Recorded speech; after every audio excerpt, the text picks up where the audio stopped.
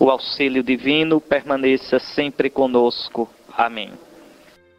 Ontem nós tínhamos visto a necessidade de nos conhecermos para conhecer a Deus. Porque senão nosso relacionamento com Deus seria mentiroso. Seriam duas ilusões. Primeiro, a ilusão de quem eu sou. Sem me conhecer, sem partir de mim, da minha situação, das minhas misérias, dos meus conflitos, das minhas tristezas e alegrias, como é que eu posso de verdade me dar a Deus? Como é que meu diálogo com Deus vai ser sincero se não parte de mim? Se não sou eu? E quem sou eu? Eu sou eu e as minhas situações. Eu sou eu com a minha história, com os meus conflitos. Todos nós temos feridas, todos nós temos conflitos, todos nós temos níveis nossos, regiões nossas frustradas. Será sempre assim, sempre. E sou eu, concretamente, que devo entrar em comunhão com Deus. O eu de verdade, não o eu fantasiado. Só assim eu posso encontrar também o Deus verdadeiro. O Deus que vai me falar nas minhas situações. O Deus que vai dizer, eu te amo como tu és, eu te amo nas tuas situações. Eu te amo com a tua história. É com a tua história, com a tua situação, com as tuas características, com a tua ferida, que eu quero o teu sim. Que eu espero o teu sim. Que eu quero me encontrar contigo. Então era o que eu dizia ontem. E eu dizia que esse conhecer a Deus são simultâneos. Simultâneos. Os santos todinhos fizeram isso. À medida que conheciam a Deus, iam se conhecendo. E à medida que iam se conhecendo, iam conhecendo a Deus. Na tua luz, contemplamos a luz. Ou seja, não é eu me conhecer à minha própria luz. Não é eu estar bem comigo mesmo. É muito diferente o cristianismo, viu? Da espiritualidade budista ou hinduísta. Não é eu me conhecer a partir de mim, eu estar bem comigo. Não, eu estar bem com Deus. Quando eu estiver bem com Deus, o estar bem comigo será verdadeiro. Será verdadeiro. Porque o estar bem simplesmente comigo mesmo pode ser estar bem comigo mesmo na mentira, no pecado, no erro. E aí não. Lembrem do que eu disse, a referência do que é a verdade, a referência do que é a luz, a referência do que é santo é Jesus. É Jesus. Não tendes outro mestre. Um só é o vosso mestre, Jesus. Também quando eu disse que nós precisamos entrar em nós para nos descobrir, é exatamente porque o Espírito de Deus habita em nós. Isso também tem que ficar claro. Para nós cristãos, eu não sou uma fagulha de Deus. Isso é conversa de budista. Nós não somos budistas. Eu não sou parte de Deus. Eu não sou Deus. Eu sou criatura. Pó que o vento leva. Por mim mesmo, vou para o nada. Mas aí é que está Deus, que é tudo. Deus na sua misericórdia. Deus na sua glória. Veio a mim no seu Filho Jesus. E porque eu fui batizado e recebi o Espírito Santo de Jesus, eu posso dizer que Deus habita em mim de um modo novo. Isso é fato, isso é real. O Espírito de Deus habita em mim, né? Não é, não, porque eu sinto uma força interior. Não, vamos deixar esse discurso esotérico. Não, o Espírito Santo, a terceira pessoa da Trindade, Deus, habita em mim desde o meu batismo. E se a gente cumprir o que São Paulo pede, não entristeçais, não sufoqueis, não extingais o Espírito que recebestes. Esse Espírito Santo de Cristo trabalhará em mim. Qual é o trabalho do Espírito Santo em mim? Me dá os sentimentos de Cristo, as atitudes de Cristo, o modo de ver a vida próprio de Cristo. Então, depois de falar deste conhecer-se, vamos agora para um segundo tema, um segundo ponto. Desertos. que é um tema que aparece tanto na Bíblia. O povo de Deus atravessou o deserto. O povo de Deus viveu numa região desértica. De modo que deserto é uma imagem, né? O nosso Salvador Jesus Cristo começa seu ministério público no deserto. O deserto é um dos grandes temas da espiritualidade cristã. Trata-se, antes de tudo, de um lugar inóspito, tórrido, solitário e, por vezes, ameaçador. Interessante que existem muitos tipos de deserto. O deserto do Sinai é o mais impressionante dos que eu já vi. É tudo de pedra. Uns vales enormes. Muito bonito, mas aterrador. Aterrador. De uma solidão. Há desertos como o Saara, só de areia, parece areia do mar. De dunas. Há desertos de areia pedregosa, como o Pissarra, uma pissarra grossa. Mas é sempre deserto. Ali, no deserto, o homem está nu. Despojado de todos os seus apetrechos, apanhado entre a terra e o céu, entre dias extenuantes de calor tremendo e noites geladas. Ali, ninguém pode viver se não for ajudado por Deus. Não tem garrafinha de água, não tem ar-condicionado, não tem carro, não tem nada, não tem nenhuma árvore para dar sombra. O homem está só diante de Deus. No deserto, o homem experimenta o quanto ele é pobre, o quanto é limitado. Ninguém pode morar ali sem enfrentar mais cedo ou mais tarde os assaltos dos demônios. Os primeiros monges iam para o deserto para combater os demônios. O que é isso? É que na solidão, no repetir a mesma coisa, sem distração, o que é que vai aparecendo? O mundo interior da gente, os demônios da gente. Eu repito, nós vivemos na periferia da gente. Nós vivemos distraídos entre tantas conversas, tantas distrações, tanta internet, tanta televisão. Então a gente não se conhece. Não se conhece. Às vezes a gente olha e diz, não, eu não tenho grandes problemas, eu não tenho... Não, é porque a gente não se conhece. Se a gente entrar na gente, se a gente deixar que suba o nosso interior, aí a gente vai ver como a gente precisa ser tratado, como a gente é ferido, como nós temos desejos, sentimentos, atitudes que são tão alienadas daquilo que nós nos propomos a ser. Então no deserto aparecem os demônios. Para os antigos, o deserto é a habitação dos demônios. E aqui eu quero falar dos nossos demônios, né? Dos meus vícios, das minhas más tendências, que me escravizam, que me afastam do meu eu verdadeiro. Qual é o meu eu verdadeiro? É ser imagem de Cristo Jesus. É ser livre para Cristo. Então, de modo que viver no deserto é conviver com milagres e tentações.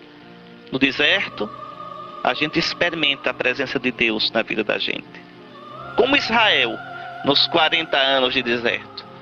Ali, Israel experimentou o carinho de Deus, que o fez atravessar o mar, que lhe deu a água da rocha, que lhe deu o pão vindo do céu, que fez vir as codornizes para dar carne ao povo. Ou seja, Deus que cuidou do seu povo. Acho que ontem não deu tempo, mas vocês podendo hoje, peguem Deuteronômio 8 para vocês verem. O Senhor teu Deus te provou, te colocou num deserto de solidão desoladora, para ver o que tinhas no coração.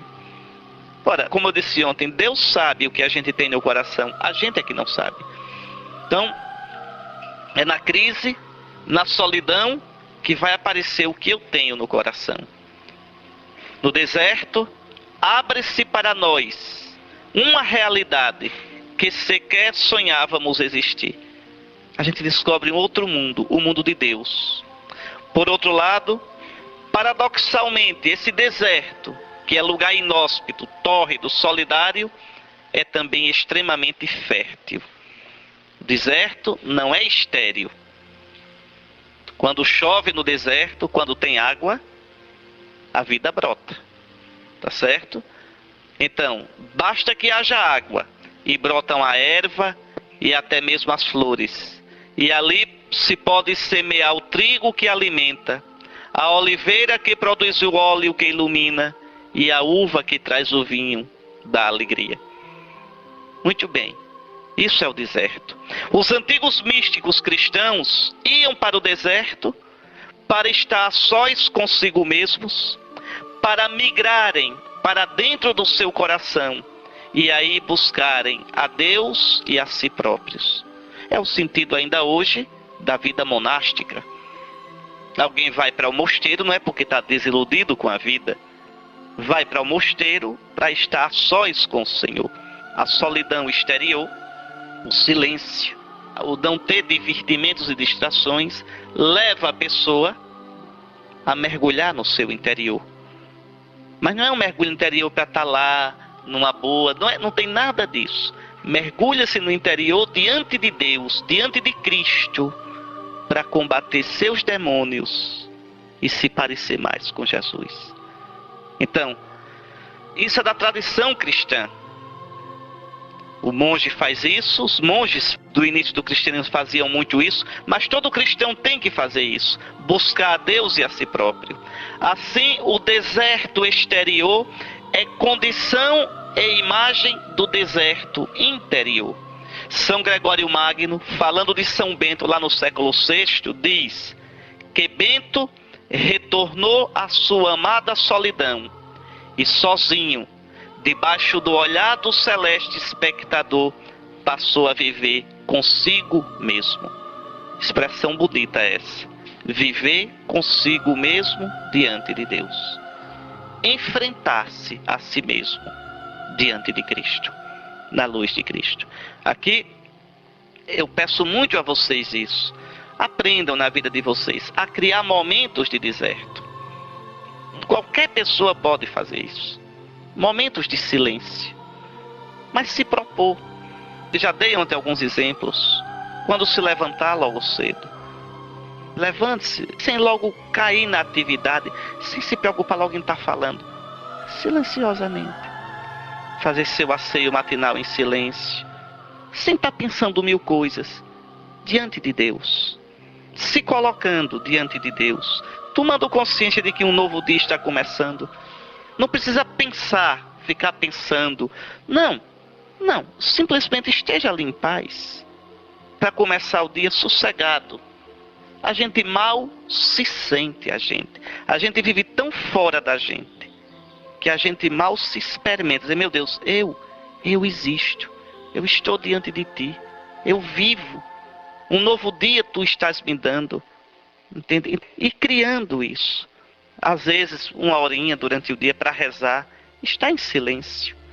Então esses momentos de deserto são importantíssimos, para que a gente vá acabando essa quebradura de viver longe da gente, de viver alienado da gente. Essa palavra alienado, uma palavra que tem um sentido muito forte, vem do latim, alienus. Alienus deu também em português alheio, alienos, alheio, o outro. O que é uma pessoa alienada? É uma pessoa quebrada. Eu vivo como se não fosse eu, como se fosse outro. Sou alienado de mim. Sou outro em relação a mim. Eu não estou comigo. Pronto. Eu vivo fora de mim. Quebrado de mim. Distante de mim. Né? E aí eu não posso nem me dar a Deus, nem aos outros de verdade. E o mundo nos aliena profundamente. Nos quer manter longe de nós. Fora de nós. Pois bem, o deserto é também para os antigos morada dos demônios. Então o monge ia para o deserto para se encontrar consigo diante de Deus, né? Encontrar-se consigo e encontrar em si próprio Deus. Mas aí ele ia ter que combater os demônios. vai-se ao deserto para lutar contra os demônios. Nossos demônios. Entrar no deserto é entrar no domínio dos demônios e combatê-los frente a frente. Neste combate, os místicos sempre tiveram consciência que lutavam pela humanidade toda. Sua vitória era a vitória da humanidade. Sua vitória sobre os demônios tornava o mundo mais transparente e saudável. É assim. Como dizia Elisabeth Lézé, toda alma que se eleva, eleva o mundo. Quando a gente melhora humanamente, quando a gente se torna mais de Deus, mais transparente, a gente também melhora o mundo. A gente melhora as relações ao redor da gente. Uma pessoa em paz consigo, uma pessoa centrada em Deus, ela pode levar a paz a tanta gente. Um monge russo, São Serafim de Sarov, dizia: conserva em paz o teu coração e uma multidão se salvará ao teu redor. E é verdade. Então, veja, o monge sabia que o combate dele ainda hoje é assim. É pelo mundo todo. É a humanidade como família, a humanidade como um todo, que se torna melhor, mais transparente, mais saudável. Eu repito, a gente nunca teve tanta gente doente como no mundo atual. Né? Doente, alienada de si, presa a tanta bobagem, a tanta coisa superficial. Pode olhar, o mundo de hoje multiplica eventos. É Copa, é Olimpíada, é Carnaval fora de época. Por que se multiplicam os eventos? Para distrair a gente. A vida, na sua cotidianidade, vai se tornando insuportável. Querem ver outro sinal dessa doença? O turismo. Não é que o turismo em si seja mau. O turismo em si não é o mal. Mas é uma febre turística. Andar. Fugindo de mim. Por que andar? Para ver sempre o exterior. Como nada me satisfaz no exterior, eu tenho que ver sempre o novo. Quase como uma coisa compulsiva. Fugindo do meu interior. Quer ver outro exemplo? O consumo. O incentivo ao consumo do que eu não preciso. Despertam-se necessidades que não são reais, mas sempre me tirando de mim. De mim. E quanto mais eu me alieno, mais vazio, mais infeliz, mais quebrado. É um processo terrível de alienação. Se eu não tiver isto, eu não sou feliz. Veja, como se a minha felicidade estivesse fora de mim, nisto. Quando a minha felicidade verdadeira está em mim. Em mim. Mas não é em mim sozinho. É porque Deus está em mim. O Espírito de Deus, o Espírito que Cristo me deu, está em mim. Então existe um processo, e a gente entra nisso, de alienação. Então é preciso voltar para nós. Há muitos tipos de desertos. Há deserto e desertos. Por exemplo, o deserto do próprio corpo, como uma doença, a velhice, as consequências de um acidente, são desertos. Né? O deserto do coração, o desejo não realizado, um amor frustrado, as securas, né? A solidão, os aborrecimentos, a experiência do desamparo, das carências, as melancolias. O deserto da inteligência, quando aquilo que acontece no mundo ou acontece comigo, eu não posso compreender. O que significa essa violência? O que significou aquela injustiça que foi feita e ninguém repreendeu, ninguém restaurou a justiça? O que significa, por exemplo, a dor daqueles que foram vítimas dessas cheias em Alagoas e Pernambuco? São coisas que nos colocam em crise. tudo que me coloca em crise é deserto. Tudo que me coloca em crise. Pode ser no corpo, no afeto, na inteligência. O deserto terrível da fé, quando Deus nos escapa, quando desmoronam nossas seguranças e falsas muletas, quando as ideias que tínhamos transformado em Deus desabam. Quando eu procuro por Deus e parece que não consigo apalpá-lo. Parece que Deus é uma sombra, que Deus é irreal. Vejam, são desertos. O deserto de uma coisa que eu queria muito e frustrei. Uma coisa que eu esperava muito e não deu certo. Então a vida é cheia de desertos. Cheia. Agora, por trás desses desertos, no plural, esconde-se sempre a realidade única do deserto. É sempre o deserto. Pode ser de pissarra ou de pedra. Pode ser de areia ou de colinas. Mas é sempre o deserto. E o deserto nos convida ao autoconhecimento e ao conhecimento de Deus. O deserto é um perigo, é uma ameaça e é uma chance.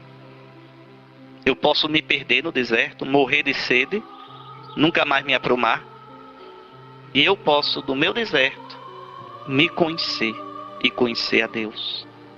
E sair livre, maduro, realizado. Israel foi levado para o deserto para aprender a ser povo de Deus. Para perder suas seguranças falsas e aprender a confiar só do Senhor. Então, o deserto nos desmascara. Quer dizer, faz cair nossas máscaras. Nossas falsas muletas, né? O deserto nos revela a fugacidade, a fragilidade da existência humana. E quando a gente de verdade renuncia a tudo isso, às miragens, né? Porque no deserto também tem isso, as miragens. Vocês sabem o que são as miragens. Com o calor, com aquela areia, aquela monotonia visual, a gente começa a ver o que não existe. Ver água, ver palmeira, mas nada disso existe. Quantas vezes a gente vê miragem na vida? Sonhos loucos na vida, ilusões, e se alimenta disso. Então é em Deus que a gente vai descobrindo, minha gente, o que é miragem, o que não é, o que é a verdade e o que não é. É danado, é tão fácil a gente se perder na vida, entrar por caminhos que não levam a nada. Então, quando a gente de verdade renuncia às miragens, quando renunciamos a preencher os nossos vazios com bobagens, com nossas megalomanias e fixações, então se nos revela o milagre da presença de Deus, do nosso próprio mistério e da beleza e riqueza de cada momento nosso, que traz em si a semente da eternidade. Cada momento nosso na vida é bonito. Cada momento. Pode ser momento de alegria ou de tristeza. Pode ser momento de sorriso ou de lágrima. Pode ser a vitalidade da infância, os sonhos da juventude ou os achaques da velhice. Cada momento, se a gente viver diante de Deus, é bonito. É bonito. É rico de possibilidades. Agora, se eu sou superficial e não sei viver esses momentos à luz de Deus, esses momentos me frustram, esses momentos me marcam negativamente. Se eu começo a correr do deserto, né, como eu coloquei aqui, enchendo meus vazios com bobagens. Por exemplo, todos nós temos carências. Todos nós. Quem é que não é carente?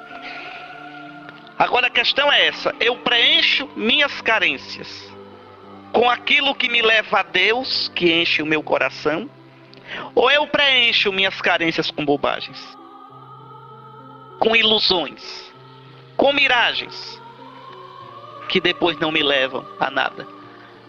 É interessante como hoje os consultórios de psicólogos e psiquiatras são cheios E as pessoas não são mais felizes. Porque não adianta fugir de si. Não tem terapia melhor, não tem psicólogo melhor do que a oração. Mas a oração verdadeira, que não é repetir mantras e fórmulas para me sentir em paz comigo mesmo. Não é isso. Não é olhar para o próprio umbigo. É olhar a Cristo na cruz. Que diz: aprendei de mim. Vinde a mim. Entrar na dinâmica de Cristo, que foi todo para o Pai, todo para os irmãos. Aí a gente encontra a cura. Aí a gente encontra a pérola de grande valor, o tesouro escondido no campo. Aí a gente encontra a paz. Aí a gente descobre o reino de Deus. Então, não adianta, porque a nossa tendência é essa, é fugir, né, das nossas carências, enchê-las com bobagens. Lembra-te de todo o caminho que o Senhor teu Deus te fez percorrer durante 40 anos no deserto, a fim de humilhar-te, colocar no humus, colocar no teu chão, colocar na tua verdade, tirar-te das tuas ilusões, tentar-te, quer dizer, colocar-te à prova e conhecer o que tinhas no coração. Portanto, reconhece no teu coração que o Senhor teu Deus te educava como um homem educa o seu filho. Quando eu descubro que na minha vida eu caminho diante de Deus, e que mesmo os momentos tristes e de crise da minha vida são chances que Deus me dá para o meu crescimento, para a minha conversão, para colocar minha esperança nele, não nas minhas muletas. Quem vive isso, quem descobre isso, nunca perderá a paz. Não estou dizendo que não vai sofrer, não estou dizendo que não vai chorar, mas no mais profundo de si, a paz. Olhe Nossa Senhora ao pé da cruz. Quanta força, quanta integridade, quanta dignidade. De pé ao pé da cruz, junto à cruz estava Maria, sua mãe. Onde foi encontrar essa força toda? Onde foi encontrar essa elegância toda? Porque foi uma mulher provada pelo deserto. O deserto da solidão em Nazaré. Né? Aqueles anos de silêncio. Quando José depois morre, Jesus sai de casa. O deserto de perder o filho que se dedica totalmente ao reino de Deus. O deserto de suportar o silêncio e as demoras de Deus. Vejam o resultado. Uma mulher livre. Uma mulher serena. Uma mulher totalmente encontrada em si. Porque encontrada em Deus. Então, sem esse caminho de deserto, não tem vida cristã profunda. Não tem vida espiritual profunda. A vida cristã não se faz com oba-oba. Nada. Eu estou sentindo uma coisa tão... É muito mais do que estar sentindo isso ou aquilo. Sentimento, um dia você amanhece de bom humor, outro dia amanhece chutando até o vento.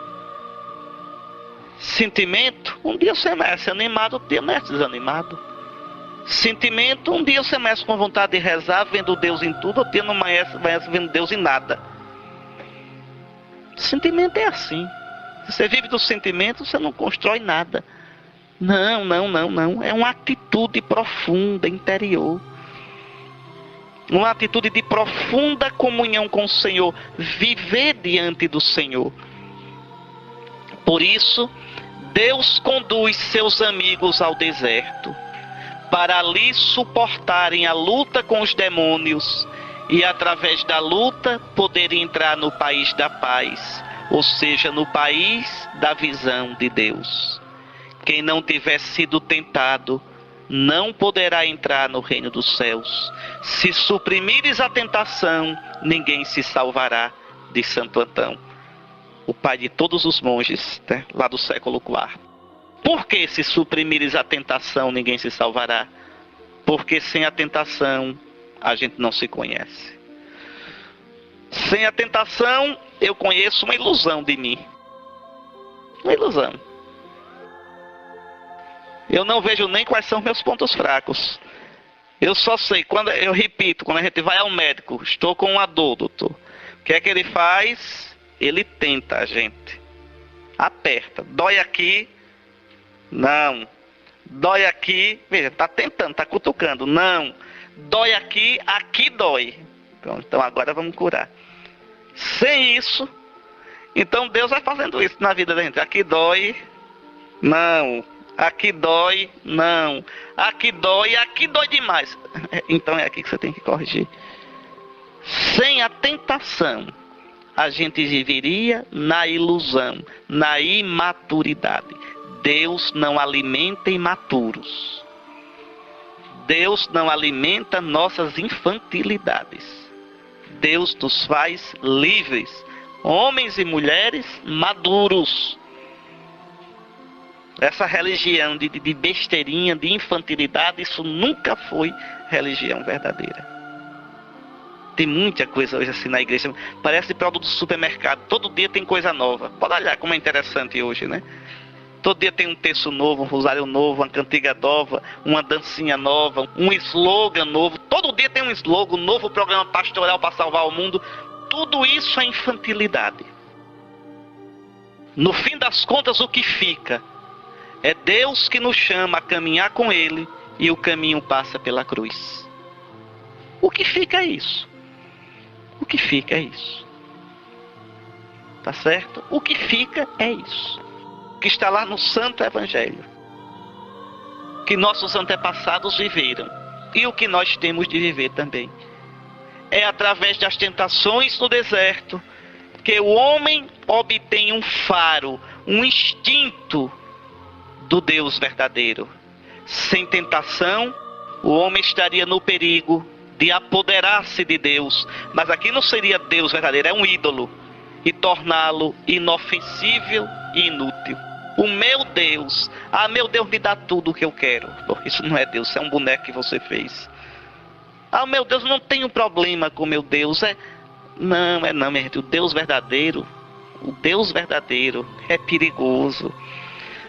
O Deus verdadeiro coloca a gente em crise. O Deus verdadeiro é aquele Deus que se revela na cruz de nosso Senhor Jesus Cristo. O Deus verdadeiro é aquele que diz: eu sou o Senhor teu Deus, que não aceita suborno. Tu não me compras com presentinho. O Deus verdadeiro nos arranca da gente para nos fazer crescer na direção dele. Não é o Deus que me alisa. É o Deus que me dá a paz, mas não me deixa em paz. É o Deus que me educa. Eu sou o Senhor teu Deus, que te educa para o teu bem. Esse é o Deus verdadeiro. É na tentação que eu vou descobrir a verdade da minha adesão a Deus. É no deserto. Pela tentação, o homem experimenta existencialmente a sua distância em relação a Deus. Sente a diferença entre Deus e o homem. Experimenta a indisponibilidade de Deus. Nosso Deus não é um cachorrinho que eu faço totó, chegue, e ele vem. É nada. É nada. É não. É por isso que no Antigo Testamento não se pronuncia o nome de Deus. E por isso também os cristãos, na nossa oração litúrgica, nunca se diz o nome Javé, o nome de Deus.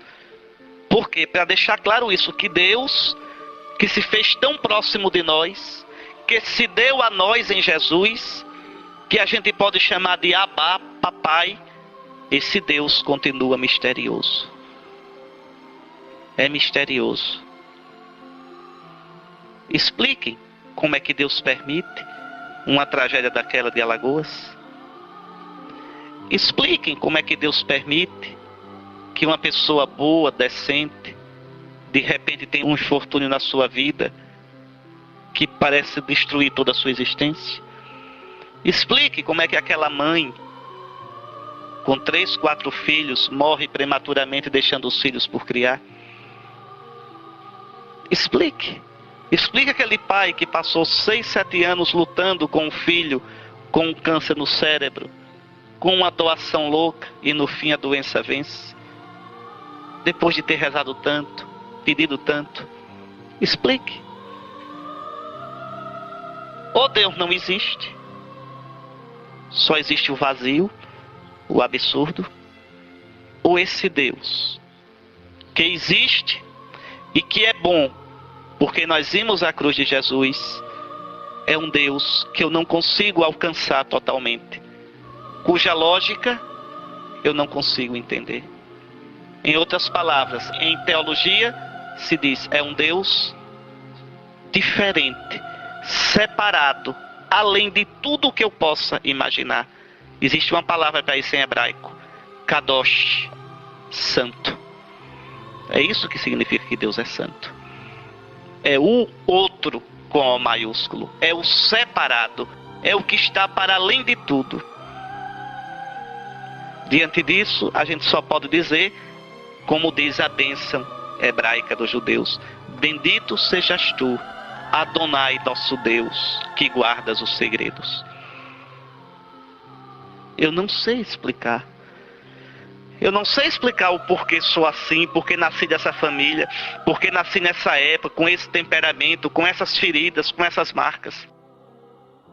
Ou vou dizer que Deus não existe, que não me ama, ou eu vou dizer, Senhor, que tu existes, eu sei, eu creio.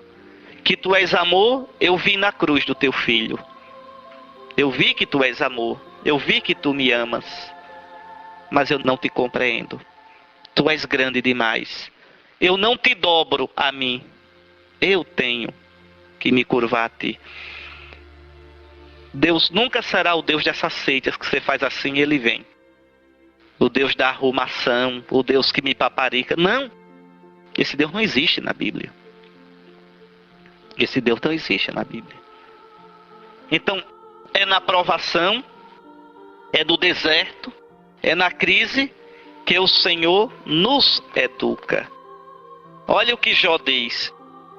Jó, vocês sabem, é um personagem literário. No livro de Jó, o autor sagrado quer responder a uma questão: por que o justo sofre? Por que o homem bom, reto, amigo de Deus sofre? Porque os antigos diziam, antes do exílio de Babilônia, diziam assim: quem é amigo de Deus tem longa vida, dinheiro e muitos filhos, de modo que quando morra, o seu nome fique nos seus descendentes. O homem ímpio tem vida breve, em geral de morte violenta, não tem filhos, os seus filhos são desmantelados e amaldiçoados e morre na miséria. Era essa visão simplista que existia no antigo Israel. Não se sabia que existia vida após a morte. E exatamente o livro de Jó e alguns outros livros da Bíblia vão desmanchar essa visão. No livro de Jó, o autor mostra um homem santo, amigo de Deus e que de repente perdeu tudo. Os filhos, os bens, a saúde, a honra. Pronto. Aí vem 3 amigos, depois aparece mais um, para consolá-lo. E os amigos querem dizer uma coisa só: Jó, você aprontou alguma coisa contra Deus, por isso está sofrendo. E Jó vai dizendo: eu não aprontei nada, eu queria entender por que Deus faz isso comigo. E no fim, quando Deus aparece, não é para explicar. Pelo contrário, ele diz: Jó, quem és tu que questionas os meus desígnios? Vamos lá, Jó, responde, você que sabe tudo. Como foi que eu criei o mundo? Onde é, Jó, que eu escondo os ventos? Onde é que eu guardo o sol e o faço nascer todo dia? Vá, Jó, responda. De onde vem a luz? Quem deu força às ondas do mar? E aí Jó vai ficando assim e vai dizer, olha aqui: reconheço que tudo podes e que nenhum de teus desígnios fica frustrado. Sou aquele que denegriu teus desígnios com palavras sem sentido. Falei de coisas que não entendia. de maravilhas que me ultrapassavam. Conhecia-te só de ouvido, mas agora viram-te meus olhos. Por isso retrato-me e faço penitência no pó e na cinza. Em outras palavras, Senhor, eu não sei por que estou sofrendo, porque perdi meus filhos, minhas coisas, mas eu confio em Ti. Senhor, eu não te peço mais explicações, eu confio em Ti. Eu me abandono em Ti. No deserto do meu sofrimento, no deserto da minha dor, eu me jogo nas Tuas mãos. Veja, Jó sai maduro. Eu repito, o deserto ou desmantela a gente de vez, ou confirma a gente. Por exemplo, o deserto do casamento. Vocês que são casados sabem disso. Épocas em que a relação entre os dois é um deserto. Parece que a compreensão desaparece. Parece que a empatia é ameaçada. Ou os dois se seguram ali, naquele deserto, lutando, e aí, atravessando o deserto, o amor sai confirmado, mais maduro, mais profundo, dependendo menos de emoções e muito mais numa adesão profunda de todo o ser, de um ao outro, ou dali mesmo sai o desmantelo, acabou-se. Não adianta. A gente não constrói nada de duradouro, nada de profundo, sem passar pelo deserto. É da dinâmica da nossa vida. O Senhor nos coloca no deserto para nos provar. O Senhor nos coloca no deserto para nos fazer crescer. E repito, o deserto é uma ameaça, pode me destruir. E o deserto é uma chance, pode me confirmar e me amadurecer para sempre. Depende do meu modo de entrar no deserto. E não adianta fugir. Não adianta fugir. Então o deserto é esse processo de amadurecimento. Por isso o Senhor Jesus começa a missão dele no deserto. Tentado. Tentado a um tipo de Messias fácil, que faz show, pula do templo para baixo, milagreiro, transforma a pedra em pão. Veja, segundo a lógica do mundo, ajoelhar-se diante da lógica do diabo para ter a amizade dos grandes. E Jesus luta contra isso e abraça o caminho da cruz. Então, a tentação faz-nos ver que não somos Deus. Deus está no céu. Tu, ó homem, estás na terra. Tu não és Deus. Tu não entendes tudo. E aqui está a revolta do mundo. Porque o homem não aceita isso. O homem quer ser como Deus. Se eu não entendo, então Deus não existe. Se não cabe da minha lógica, então Deus não é o Deus verdadeiro. Se não sai como eu quero, então eu viro as costas para esse Deus e vou procurar um Deus mais fácil, que é um ídolo. Que é um ídolo. O deserto, portanto, é lugar de tentações exteriores e interiores. Sem elas, não entraríamos em contato com a nossa humanidade, com a nossa realidade concreta, e cairíamos numa espiritualidade mentirosa, angelista, idealizada, completamente irreal, alienante, não libertadora de nós mesmos. Não sairíamos de nós mesmos em direção ao homem novo, Jesus Cristo. Ao invés das tentações, nos obrigam a cravar nossas raízes ainda mais profundamente em Deus e depositar nossa confiança nele, pois as tentações mostram que a partir de nossas forças não podemos vencê-las. Tentações exteriores e interiores. Exteriores, as situações da vida, né? Aquelas que nos colocam em situações que não queríamos, que nos dão a sensação de desconforto, desamparo. Olhamos para um lado e para o outro e nos encontramos acuados. E isso nos joga nas mãos de Deus. Eu levanto os meus olhos para os montes, de onde pode vir o meu socorro? Vem do Senhor. E vai rezar de verdade. Interessante, a tentação, a crise, a prova me faz rezar de verdade. De gritar, Senhor, salva-me porque eu estou morrendo. Senhor, agora não é palavra bonita não, eu preciso mesmo.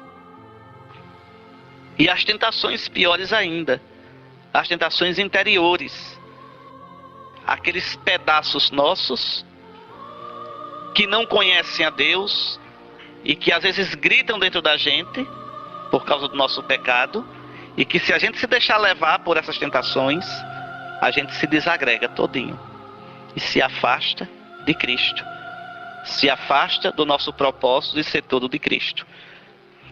É necessário enfrentar quer as situações externas, quer as internas, para termos a autêntica maturidade humana e cristã. Uma coisa é certa, não conseguiremos chegar a Deus sem lutar, sem sujar as vestes. Não se pode ser cristão, minha gente, sem lutar. É um combate, é um combate. Nós temos sentimentos, desejos, pensamentos doidinhos. Todos nós. E é preciso lutar. Quem nos purifica não é a gente mesmo, é Cristo. Tão bonita aquela passagem do Apocalipse. Um dos anciãos tomou a palavra e disse-me: estes que estão trajados com vestes brancas, quem são? De onde vieram? Estão de branco por quê? Porque nunca se sujaram? Porque são imaculados? Não. Esses são os que vêm da grande tribulação, vêm da vida.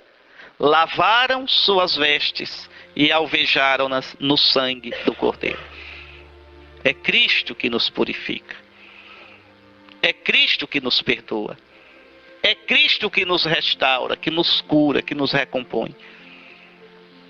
Todos nós atravessamos por tantas situações na vida que a gente não gostaria de atravessar. E às vezes fazemos coisas das quais depois nos arrependemos tanto e até nos envergonhamos.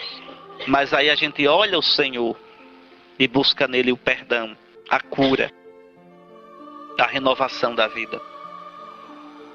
Diante das tentações, não nos é pedido que sejamos impecáveis, certinhos, sem defeitos e máculas. O que o Senhor nos pede é que lutemos, crendo no amor de Deus. Esse amor é o próprio Espírito Santo. Está lá em Romanos, no capítulo 5, versículo 5. O amor de Deus foi derramado nos nossos corações pelo Espírito que nos foi dado, o Espírito Santo.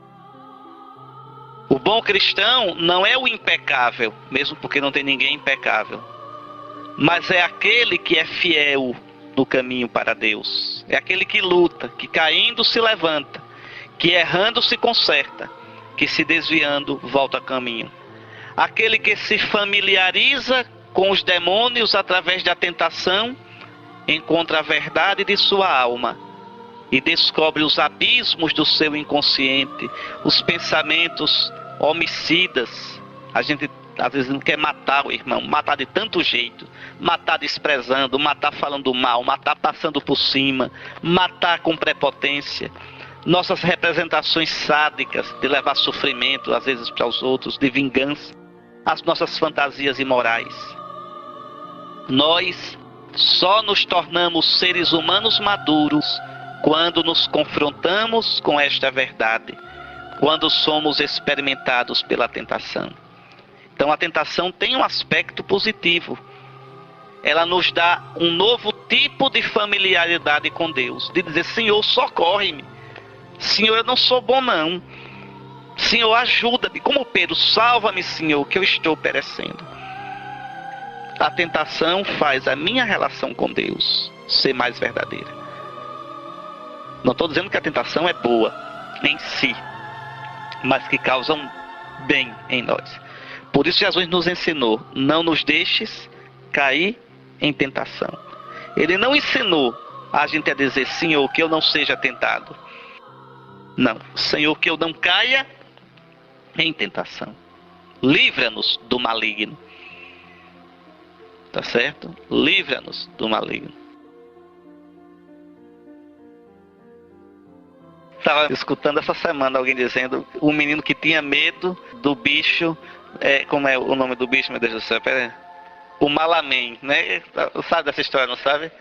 Que o menino escutava a mãe dizendo todo dia, livrai-nos do Malamém, livrai-nos do Malamém. Então, esse bicho chamado Malamém, né? Que é um bicho perigoso, repare, né?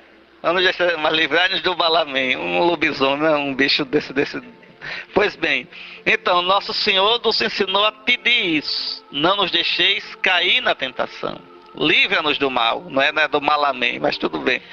Então, vejam, aí a gente experimenta na tentação a presença de Deus muito mais profunda do que costumávamos experimentar anteriormente. Sem a tentação, vamos nos tornando desleixados, autossuficientes, começamos a vegetar espiritualmente, repousando em nós mesmos e não em Deus. Tentados, aprendemos a combater e a gritar realmente por Deus.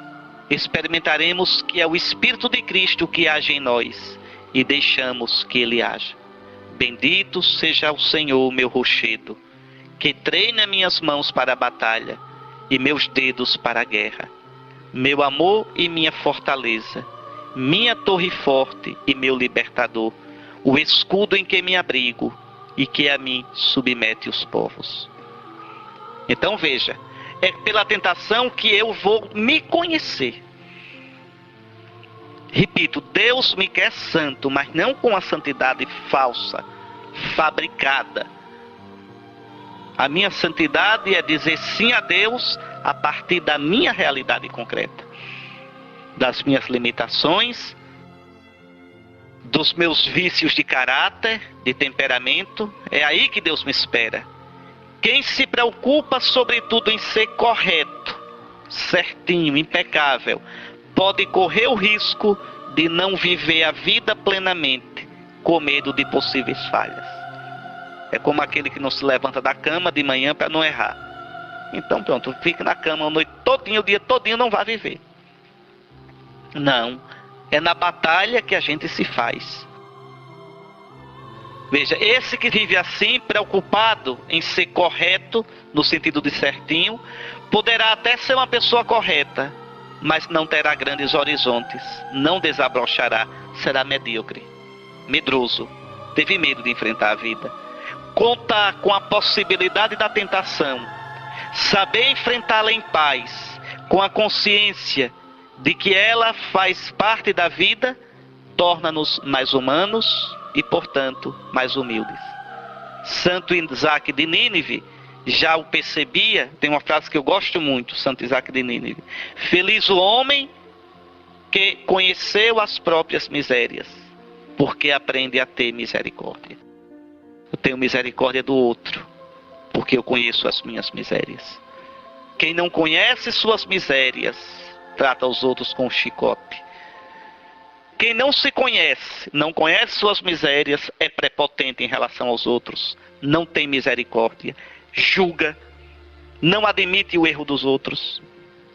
Uma pessoa que age assim é uma pessoa que nunca entrou em si para ver sua própria fraqueza, sua própria limitação, sua própria incoerência, seu próprio pecado. Quanto mais o homem diante de Deus se conhece, mais se enche de misericórdia para com os outros. Pois bem, as tentações nos tornam vigilantes e nos abrem então para os outros. É uma imagem falsa da santidade pensar que o santo está acima de todas as tentações. Estar conscientes delas, das tentações, sem deixar-se dominar por elas, é um caminho que nos mantém vivos e sempre de novo nos recorda que não podemos nos tornar melhores por nós mesmos, mas somente Deus poderá nos transformar. Somente Ele nos dá a vitória contra as tentações. Uma experiência na minha vida que eu agradeço a Deus foi o tempo do mosteiro, exatamente por isso. a gente vai vendo os pecados da gente. E a gente vai vendo que a gente não é bonzinho. E que sozinho a gente não pode sair disso. É muito quebrado. O pecado feriu muito a gente. O pecado prejudicou muito a gente. Nossos pensamentos, nossos desejos, nossas ideias. E aí a gente é obrigado a dizer: Senhor, salva-me, porque eu estou me afogando. Senhor, se tu não me sustentares, eu jamais serei livre de mim mesmo.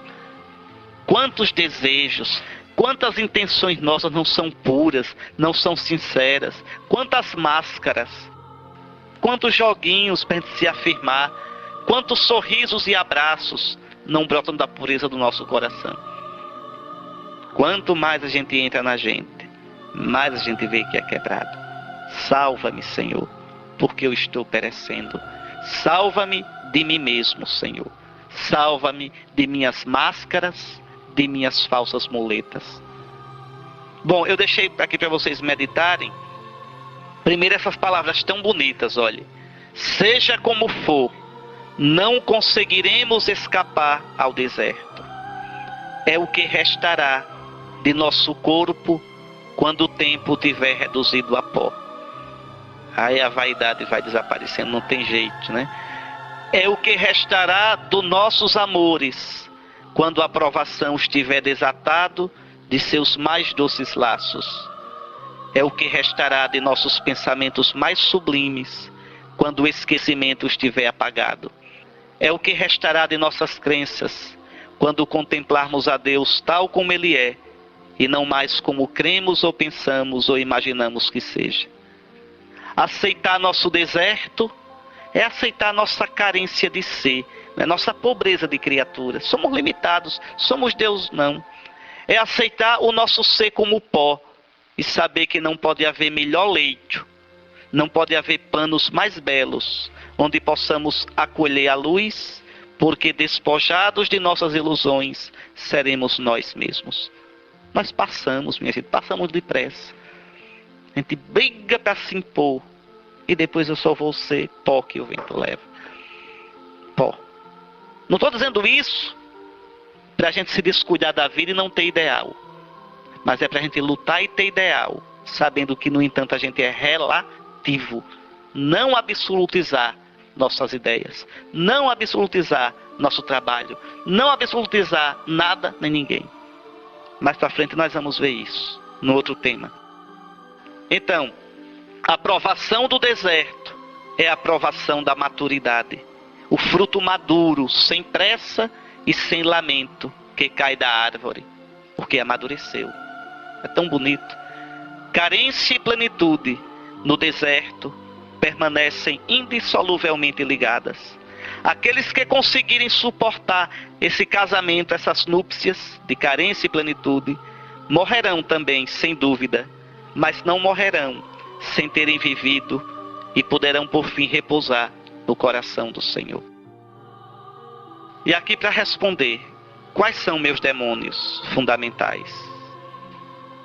Procuro assumi-los, quer dizer, reconhecê-los, dar-lhes nome, né? Eu vou mascarando. Como me comporto em relação a eles? Fujo, sucumbo ou luto com paciência diante de Deus até vencê-los? Bom, fiquem com isso para meditar. Nos encontraremos, se Deus quiser, às 15h30. O nosso auxílio está no nome do Senhor. Então parem, releiam com calma, meditem. Se quiserem, tomem Deuteronômio 8. Tem também a meditação de ontem. Quando estiverem cansados de pensar, vão andar um pouco, olhar o rio. Se sentirem necessidade de conversar com alguém que queira também conversar, se sentir isso, também não vou querer que subam pelas paredes, mas que não façam isso aqui no meio do corredor, atrapalhando. Bom, são todos adultos. Mas quanto mais em silêncio vocês ficarem, mais proveito terão do retiro. Deixe que nosso Senhor lhes fale, tá certo? Até mais tarde, se Deus quiser.